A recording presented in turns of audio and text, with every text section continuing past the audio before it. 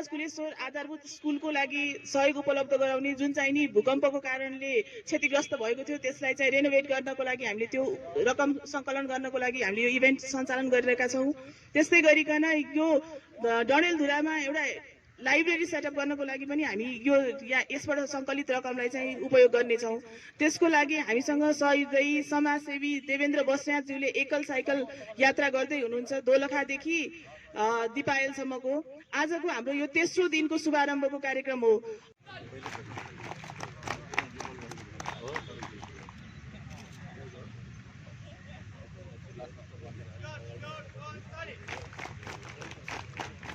राखेको रहेछ। त्यो चाहिँ बेलायतमा बस्ने नेपाली दाजुभाइहरूले त्यो साइक्लिङको कार्यक्रम मार्फत फन्ड रेजिङको प्रोग्राम राख्नु भएको थियो। तर कोभिडले गर्दाखेरि 2 पटक थालनी गरेको कार्यक्रम अवरुद्ध भयो र त्यसले गर्दाखेरि त्यो उहाँहरूको त्यो लक्ष्य जुन पुरा हुन सकेन। यो कुरा मैले थाहा पाइसकेपछि हाम्रो एकजना डाक्टर भोलामान सिंह, उहाँ चाहिँ धान सम्बन्धी विशेषज्ञ हुनुहुन्छ, उहाँले चाहिँ हाम्रो अरुण सिंह, यो हेल्प नेपाल नेटवर्कको अध्यक्षज्यू अरुण सिंह बस्नेतज्यूलाई उहाँहरूको यस्तो यस्तो कार्यक्रम छ, तिमी पनि साइक्लिङ गर्ने भएको भएर एकचोटि सम्पर्क गर न भनेर भन्नुभयो। उहाँसँग मैले सम्पर्क गरेर यो सबै सूचनाहरू चाहिँ जानकारी लिएँ। त्यो जानकारी लिएपछि मलाई मनमा के आयो भने म त यहाँ काठमाडौँमा पनि डेली साइक्लिङ गरिराखेकै हुन्छु। मैले चाहिँ यो कामको लागि पनि हरेक दिन साइक्लिङ गरिराख्ने र नेपालमा चाहिँ धेरैवटा यो साइक्लिङको इभेन्टहरू इस्टाब्लिस गर्नलाई हामीले महत्त्वपूर्ण कामहरू गरेका छौँ। जस्तो फ्रन्ट कोचमा हुनुहुन्छ गोपाल श्रेष्ठजी, हाम्रो सुदीपजी हुनुहुन्छ र मेरो साइक्लिङ सङ्घको अध्यक्षज्यू यहीँ हुनुहुन्छ गोपाल सुन्दरलाल कक्षपतिज्यू। त्यसै गरी रत्नजीहरू हुनुहुन्छ। यहाँ फ्रन्टमा जति पनि साथीहरू हुनुहुन्छ उहाँहरू हामी सबै मिलेर धेरैवटा इभेन्टहरू नेपालमा इस्टाब्लिस गरेका छौँ र यो मेरो पनि आफ्नो त्यसमा थोरै भए पनि दक्षता अथवा अनुभव भएको भएर हामी नेपालमै भएको हामीले पनि त केही गर्न सक्छौँ नि। यसलाई चाहिँ हेल्प नेपाल नेटवर्कको कुनै प्रोजेक्टसँग सहकार्य गर्ने हिसाबले यो केही गरौँ भनेर भनेपछि मेरो प्रस्तावलाई यस संस्थाका अध्यक्षज्यूले सहर्ष रूपमा स्वीकार गर्नुभयो र यो अवसर मलाई प्रदान गर्नु हो। त्यसको लागि म हार्दिक आभार व्यक्त गर्दछु। म अहिले 50 वर्षको पुगेँ। अब मान्छेको जीवन हो, बिस्तारै बिस्तारै मेरो पनि अहिलेको भएको जुन इनर्जी छ यो इनर्जी बिस्तारै लस हुँदै जान्छ होला। यो चाहिँ अनुकूल समय हुनसक्छ। मैले अब जीवनको उत्तरार्धमा मैले केही पनि गर्न सकिनँ, मैले सामाजिक त्यस्तो कन्ट्रिब्युसन केही पनि गर्न सकिनँ, जीवनमा स्मरणीय काम केही पनि गर्न सकिनँ भनेर रिग्रेट फिल गर्नुभन्दा अगाडि नै समाजको लागि केही गरौँ त भन्ने यो क्राइसिसको बेला छ। यो क्राइसिसको बेलामा चाहिँ जस्तो हेल्प नेपाल नेटवर्कले बनाएको त्यो विद्यालय पनि यो भूकम्पले एउटा चरणमा अवरुद्ध गर्यो, अर्को चाहिँ फेरि कोभिडले गर्दाखेरि त्यो पुरा हुन सकेको छैन। र त्यसै गरेर डडेलधुराको अजमेरू गाउँपालिकाको कुइलेक भन्ने ठाउँमा त्यो द्वन्द्वकालीन अवस्थामा पुस्तकालय जुन क्षति भयो, त्यो क्षतिग्रस्त भएको पुस्तकालयलाई पनि सहयोग पुगोस् भनेर त्यो 2टा दोलखाबाट डडेलधुराको दिपायलसम्मको यात्रा तय गर्ने र त्यो यात्रा अवधिमा चाहिँ प्रति किलोमिटर न्यूनतम पनि 1 रुपियाँको दरले धेरै नेपाली दाजुभाइहरूले सहयोग गर्नुभयो भने जस्तो यो नेपालीले नेपालीकै लागि सपोर्ट गर्ने भन्ने जुन यो स्लोगन छ त्यसको एउटा सार्थ रूप पनि हुनसक्छ। र यसलाई चाहिँ प्रति किलोमिटर 1 रुपियाँको दरले जस्तो विद्यार्थी भाइ बहिनीहरूले पनि आज म एक कप चिया खाँदिनँ, 10 किलोमिटरको लागि मैले प्लेस गरेँ, 10 रुपियाँ म दिन्छु भनेर उहाँहरूले 10 दिन 12 दिनसम्म गर्नु भने 120 रुपियाँ हुन्छ। करोडौँ नेपाली दाजुभाइहरूले 1 कप चिया कटाएर त्यो दिनुभयो भने पनि हाम्रो करोडौँ रुपियाँ चाहिँ सङ्कलन हुन्छ र त्यसले चाहिँ हाम्रो उद्देश्यलाई पुरा हुन सक्छ। दोलखाको विद्यालय होस् अथवा अरू विभिन्न ठाउँको विभिन्न कार्यक्रममा चाहिँ सपोर्ट हुन सकोस् भन्ने त्यो उद्देश्यको साथ चाहिँ यो कार्यक्रम सुरु गरियो र चैत मात्रै भन्न आइरहेको छ। फागुन 28 गते यो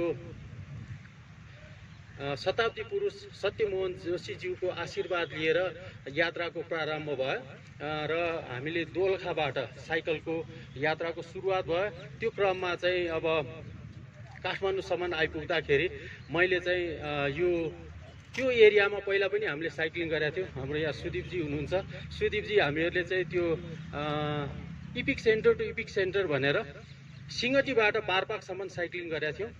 त्यसको यो फेरि पछिल्लो चरणमा त्यो पछि यो अहिले करिब 3 वर्ष जति भयो होला, फेरि अर्को पटक गर्दाखेरि त्यहाँ चाहिँ मैले धेरै चेन्जेसहरू पाएँ होइन।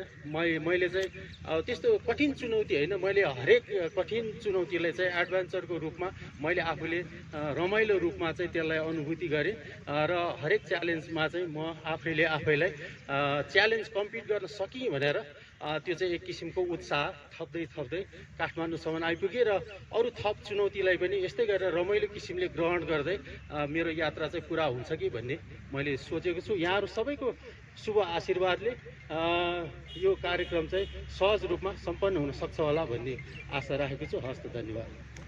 यो पुण्य काम यस अर्थमा कि शिक्षा सबै बच्चाको अधिकार हो। घाँसपास कपास भने जस्तै र यो कामको निम्ति देवेन्द्र बस्नेतज्यू, म त सुरुमा अलिकति झस्के पनि अरूले मलाई देवेन्द्र बस्नेतले यो साइकल राइड गर्दैछ भन्दाखेरि मेरो साथी विमान चालक क्याप्टेन देवेन्द्र बस्नेतले अनि ऊ पनि एउटा स्पोर्टिङ फिगर हो रहेछ, पछि चाल पाएँ। थ्याङ्क यू भेरी मच तपाईँले यो अभियान चालु गरिदिनु भयो, किनकि यो देशलाई समृद्ध बनाउनुको निम्ति यो ग्रासरुट लेभलबाट एजुकेसन शिक्षालाई नै हामीले जोड दिनुपर्छ। र Arun, thank you so much, अरुणले मलाई सम्झेर बोलाइदियो। आज हाम्रो विद्यार्थी हाम्रो ग्रुपका थुप्रै साथीहरू हुनुहुन्छ यहाँ, प्रमोद, कपिल अनि अन्य सबैलाई एउटै मेरो विनम्र अनुरोध के भने अघि भर्खर मात्रै पनि गगन भाइ थ्याङ्क यू सो मच, अनि शङ्कर सर धेरै पछि भेट भयो। र अघि मैले शङ्कर सरलाई भने यो मेरो सानो सजेसन मात्रै हो, मैले यो मञ्चबाट राखिहालेँ। यो हरेक दिनको यात्रा पछिको सङ्कलन चाहिँ ठकठक कता देखाइदिने हो भने एक आपसमा कम्पिट गरेर पनि हरेक प्रदेशले पनि यो प्रदेशबाट यति उठेछ, त्यो प्रदेशबाट यति उठ्यो भने नै हाम्रो कम्पिटिटिभ फिलिङ त्यो फेरि सिर्जना हुन्छ र पैसा सङ्कलन हुन्छ, राशि सङ्कलन हुन्छ।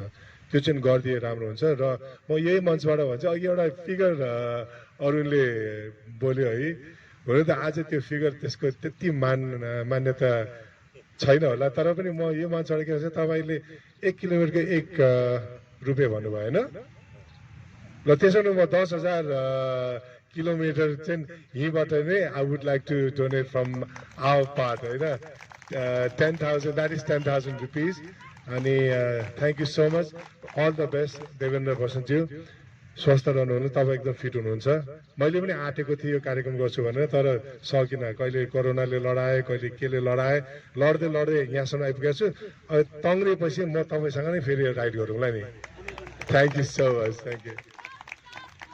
यो भावनालाई यसलाई जोगाउने पनि र यसलाई जागृत पनि हामीले गरिराख्नुपर्छ। यो हाम्रो धर्मले हामीलाई सिकाउने कुरा पनि यही हो।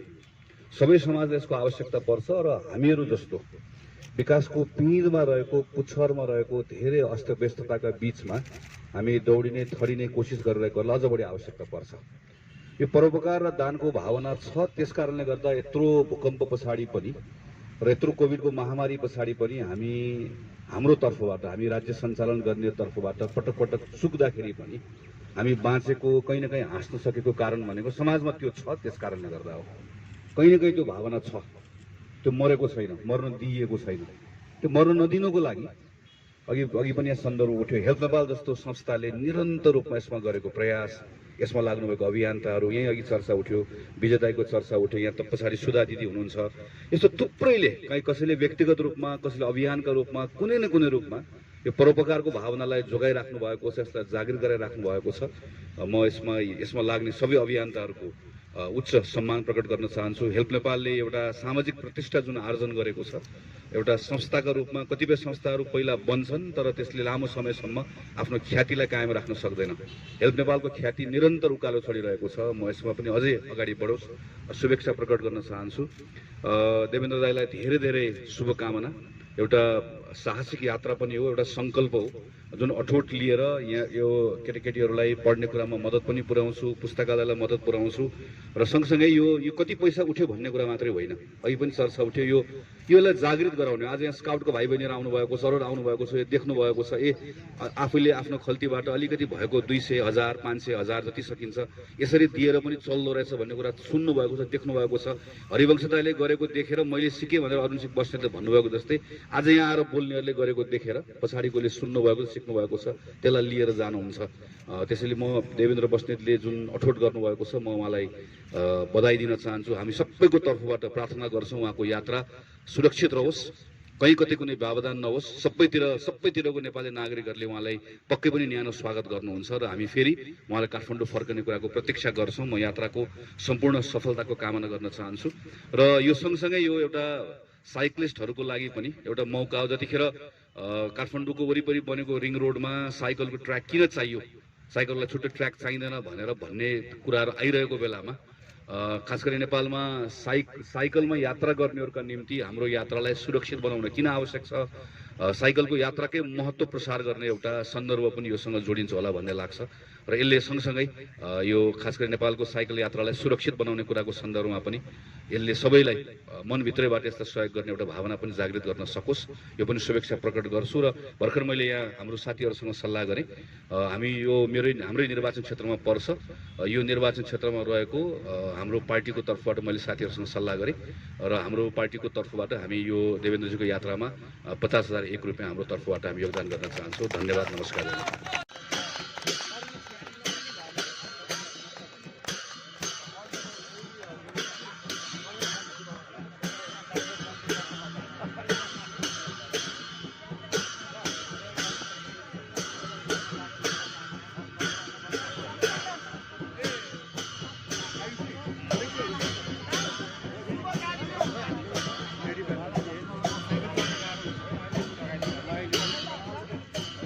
यस्तो शुभकामना हिँड्दै हुनुहुन्छ उहाँको लागि हार्दिक मङ्गलमय शुभकामना सहित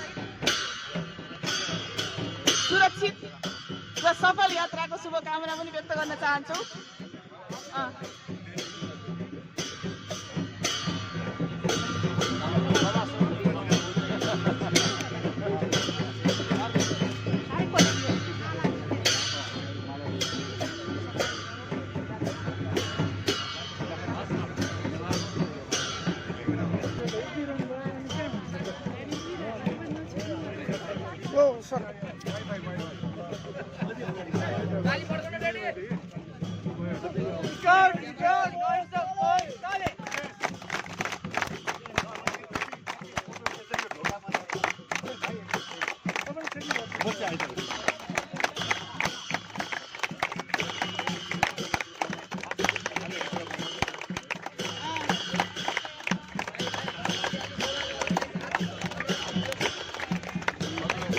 अल द बेस्ट है। साहसिक यात्राको शुभारम्भ हुँदैछ तेस्रो दिनको, उहाँलाई सुरक्षित र सफल यात्राको हार्दिक मङ्गलमय शुभकामना व्यक्त गर्न चाहन्छु।